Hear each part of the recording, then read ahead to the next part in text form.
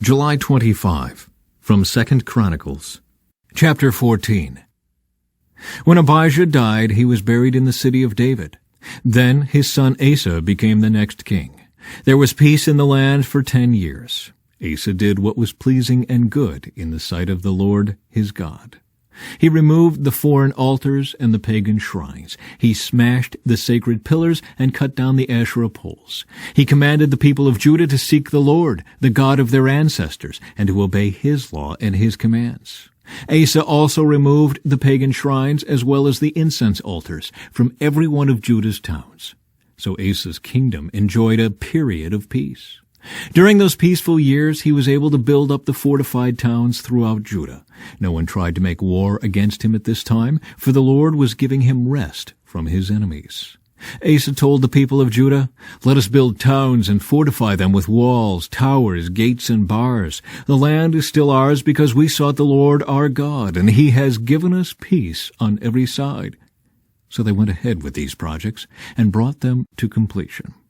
King Asa had an army of 300,000 warriors from the tribe of Judah, armed with large shields and spears. He also had an army of 280,000 warriors from the tribe of Benjamin, armed with small shields and bows. Both armies were composed of well-trained fighting men. Once, an Ethiopian named Zerah attacked Judah with an army of 1,000,000 men and 300 chariots. They advanced to the town of Mareshah. So Asa deployed his armies for battle in the valley north of Mareshah. Then Asa cried out to the Lord his God, "O Lord, no one but you can help the powerless against the mighty. Help us, O Lord our God, for we trust in you alone. It is in your name that we have come against this vast horde. O Lord, you are our God. Do not let mere men prevail against you." So the Lord defeated the Ethiopians in the presence of Asa and the army of Judah, and the enemy fled. Asa and his army pursued them as far as Gerar, and so many Ethiopians fell that they were unable to rally. They were destroyed by the Lord and his army, and the army of Judah carried off a vast amount of plunder. While they were at Gerar, they attacked all the towns in that area, and terror from the Lord came upon the people there. As a result, a vast amount of plunder was taken from these towns too. They also attacked the camps of herdsmen and captured many sheep, goats, and camels before finally returning to Jerusalem. Then the Spirit of God came upon Azariah son of Oded, and he went out to meet King Asa as he was returning from the battle. "Listen to me, Asa," he shouted. "Listen, all you people of Judah and Benjamin. The Lord will stay with you as long as you stay with him. Whenever you seek him, you will find him. But if you abandon him, he will abandon you.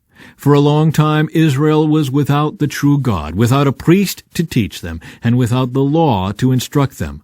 But whenever they were in trouble and turned to the Lord, the God of Israel, and sought him out, they found him. During those dark times it was not safe to travel. Problems troubled the people of every land. Nation fought against nation and city against city, for God was troubling them with every kind of problem. But as for you, be strong and courageous, for your work will be rewarded." When Asa heard this message from Azariah the prophet, he took courage and removed all the detestable idols from the land of Judah and Benjamin, and in the towns he had captured in the hill country of Ephraim. And he repaired the altar of the Lord, which stood in front of the entry room of the Lord's temple. Then Asa called together all the people of Judah and Benjamin, along with the people of Ephraim, Manasseh, and Simeon who had settled among them. For many from Israel had moved to Judah during Asa's reign when they saw that the Lord his God was with him. The people gathered at Jerusalem in late spring, during the 15th year of Asa's reign. On that day they sacrificed to the Lord 700 cattle and 7,000 sheep and goats from the plunder they had taken in the battle. Then they entered into a covenant to seek the Lord, the God of their ancestors, with all their heart and soul. They agreed that anyone who refused to seek the Lord, the God of Israel, would be put to death, whether young or old, man or woman. They shouted out their oath of loyalty to the Lord with trumpets blaring and ram's horns sounding. All in Judah were happy about this covenant, for they had entered into it with all their heart.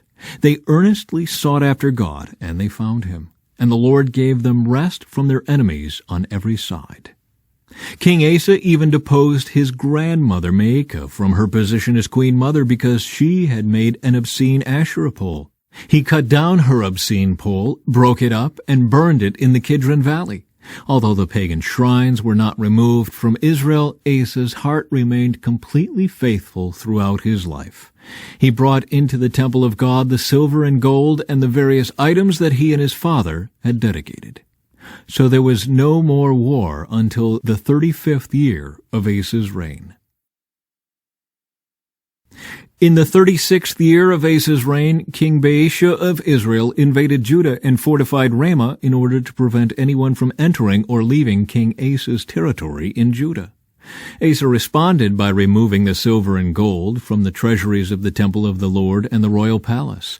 He sent it to King Ben-Hadad of Aram, who was ruling in Damascus, along with this message: "Let there be a treaty between you and me, like the one between your father and my father. See, I am sending you silver and gold. Break your treaty with King Baasha of Israel, so that he will leave me alone." Ben-Hadad agreed to King Asa's request and sent the commanders of his army to attack the towns of Israel. They conquered the towns of Ijon, Dan, Abel-Beth-Maacah, and all the store cities in Naphtali. As soon as Baasha of Israel heard what was happening, he abandoned his project of fortifying Ramah and stopped all work on it. Then King Asa called out all the men of Judah to carry away the building stones and timbers that Baasha had been using to fortify Ramah. Asa used these materials to fortify the towns of Geba and Mizpah. At that time Hanani the seer came to King Asa and told him, "Because you have put your trust in the king of Aram instead of in the Lord your God, you missed your chance to destroy the army of the king of Aram. Don't you remember what happened to the Ethiopians and Libyans in their vast army, with all of their chariots and charioteers? At that time you relied on the Lord, and he handed them over to you. The eyes of the Lord search the whole earth in order to strengthen those whose hearts are fully committed to him. What a fool you have been! From now on you will be at war." Asa became so angry with Hanani for saying this that he threw him into prison and put him in stocks. At that time Asa also began to oppress some of his people. Summary of Asa's reign. The rest of the events of Asa's reign from beginning to end are recorded in the book of the kings of Judah and Israel. In the 39th year of his reign, Asa developed a serious foot disease. Yet, even with the severity of his disease, he did not seek the Lord's help, but turned only to his physicians. So he died in the 41st year of his reign. He was buried in the tomb he had carved out for himself in the city of David. He was laid on a bed perfumed with sweet spices and fragrant ointments, and the people built a huge funeral fire in his honor. From Romans, chapter 9. With Christ as my witness, I speak with utter truthfulness. My conscience and the Holy Spirit confirm it. My heart is filled with bitter sorrow and unending grief for my people, my Jewish brothers and sisters. I would be willing to be forever cursed, cut off from Christ, if that would save them. They are the people of Israel, chosen to be God's adopted children. God revealed his glory to them. He made covenants with them and gave them his law. He gave them the privilege of worshiping him and receiving his wonderful promises. Abraham, Isaac, and Jacob are their ancestors, and Christ himself was an Israelite as far as his human nature is concerned. And he is God, the one who rules over everything and is worthy of eternal praise. Amen. Well then, has God failed to fulfill his promise to Israel? No, for not all who are born into the nation of Israel are truly members of God's people. Being descendants of Abraham doesn't make them truly Abraham's children. For the Scriptures say, Isaac is the son through whom your descendants will be counted, though Abraham had other children too. This means that Abraham's physical descendants are not necessarily children of God. Only the children of the promise are considered to be Abraham's children. For God had promised, I will return about this time next year, and Sarah will have a son. This son was our ancestor Isaac. When he married Rebekah, she gave birth to twins. But before they were born, before they had done anything good or bad, she received a message from God. This message shows that God chooses people according to his own purposes. He calls people, but not according to their good or bad works. She was told, "Your older son will serve your younger son." In the words of the Scriptures, "I loved Jacob, but I rejected Esau." Are we saying then that God was unfair? Of course not. For God said to Moses, "I will show mercy to anyone I choose, and I will show compassion to anyone I choose." So it is God who decides to show mercy. We can neither choose it nor work for it.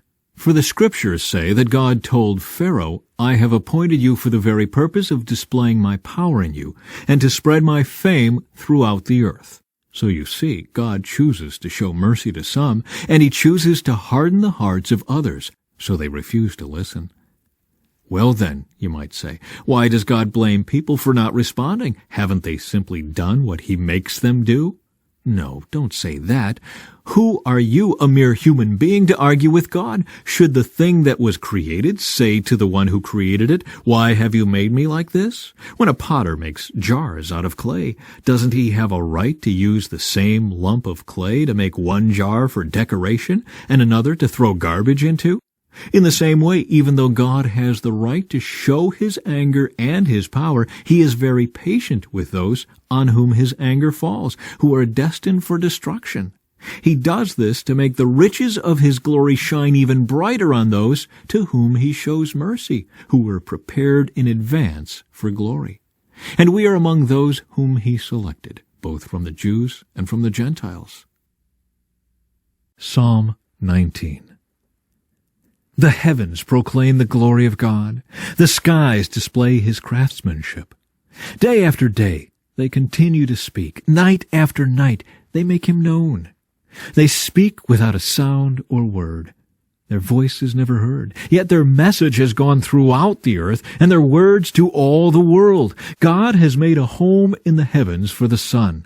It bursts forth like a radiant bridegroom after his wedding. It rejoices like a great athlete, eager to run the race. The sun rises at one end of the heavens and follows its course to the other end. Nothing can hide from its heat. The instructions of the Lord are perfect, reviving the soul. The decrees of the Lord are trustworthy, making wise the simple. The commandments of the Lord are right, bringing joy to the heart. The commands of the Lord are clear, giving insight for living. Reverence for the Lord is pure, lasting forever. The laws of the Lord are true, each one is fair. They are more desirable than gold, even the finest gold.